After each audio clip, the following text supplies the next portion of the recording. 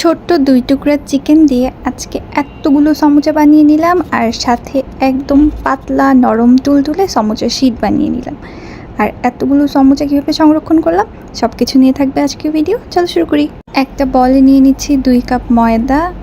আটা দিয়েও করা যাবে, কিন্তু আমি ময়দা দিয়ে করছি। তারপর দিয়ে দিলাম 2 টেবিল স্পুন তেল আর স্বাদ মতো লবণ।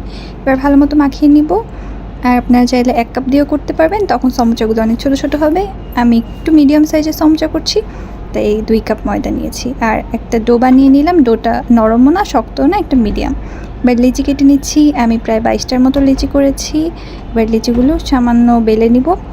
তারপর 2টা রুটি বেলে একটার উপরে তেল দিয়ে সামান্য ময়দা দিয়ে আরেকটা রুটি দিয়ে নিব। এইবার ভালো মতো বেলে নিব, যতটুকু বড় করা যায় রুটিটা। আর রুটিটা কতটুকু পাতলা হবে সেটা একটু পর দেখিয়ে নিব। আর একটু সাবধানে করতে হবে যেন রুটি উঠে না যায়। এবার প্যান গরম করে প্যানের মধ্যে রুটিটা দিয়ে দিব। আর গরম থাকতেই এটা আলাদা করে নিতে হবে। আর দেখেন কতটা পাতলা হয়েছে, কতটা নরম হয়েছে, একদম তুলতুলে। 2 পাশ থেকে হাতের আঙ্গুলও দেখা যাচ্ছে। এখানে আমি সবগুলো রুটি বেলে নিচ্ছি, 2টা করে একসাথে করে সেঁকে নিব। আর এখানে আমার সবগুলো রুটি সেঁকা শেষ। দেখেন কতগুলো রুটি হয়েছে, মানে সমুচার শীট হয়েছে আর কি। এবার আমরা পুরটা বানিয়ে নিব। পুরটা আমি দিচ্ছি বেরেস্তা দিয়ে। আর যে ইনগ্রিডিয়েন্টসটা সিক্রেট ছিল সেটা একটু পরে দেখাচ্ছি। এখানে বেরেস্তার পেঁয়াজটা ভেজে নিব। এখানে পেঁয়াজ আমি কেটেছি, তাই একটু দেখতে খারাপ হয়েছে।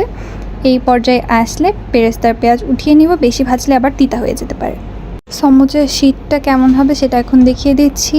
চারদিক থেকে গোল যেই সাইডগুলো আছে ওগুলো কেটে একটু সমান করে নিই। সমুচার শীটটা একটু লম্বা হয় আর সাইডে একটু সামান্য চওড়া হয়, তো ওই রকম করে কেটে নিচ্ছি। আপনারা কাটার পরেই দেখতে পারবেন। আর আপনারা চাইলে আপনাদের হাতের মাপ অনুযায়ীও কাটতে পারেন। এখানে আমি স্কেল দিয়ে কেটে নিচ্ছি, মানে আমার আম্মু। এই তো হয়ে গেল। এবার মাঝখানে আরেকটা কাটা দিতে হবে। আর আম্মু সমুচাটার কীভাবে ভাজ দিতে হয় সেটা একবার দেখিয়ে দিচ্ছে। এই যে সমুচা রেডি, মানে জাস্ট দেখালো আর কি।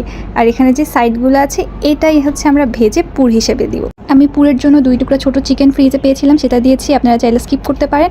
এই চিকেনটা আমি আদা বাটা রসুন বাটা দিয়ে সিদ্ধ দিয়েছি। আপনারা যদি আমার মতো গাধা হয়ে থাকেন তাহলে লবণ দিবেন না। পরে সিদ্ধ করার পর আমি আবার তেলে চিকেনটা ভেজে নিয়েছি, হলুদের গুঁড়া, মরিচের গুঁড়া, জিরার গুঁড়া আর অল্প লবণ দিয়ে। আর তখন একটু মরিচ অ্যাড করেছিলাম। এবার যে সমুচার সাইডগুলো ছিল ওগুলো একদম গুঁড়া করে তারপর চিকেনের সাথে মিশিয়ে দিব, সাথে বেরেস্তা অ্যাড করব।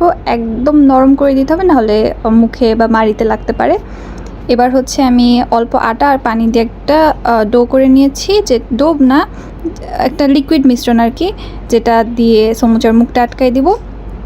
আর এখানে সমুচাটা বানিয়ে দেখাচ্ছি কেমন হবে।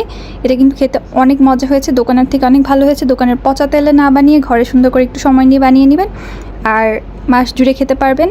কতগুলো সমুচা বানিয়ে নিয়েছি, এগুলা সংরক্ষণ করে রেখে দিব। আর কয়েকটা ভেজেও দেখাবো। অনেক মজা হয়েছে খেতে।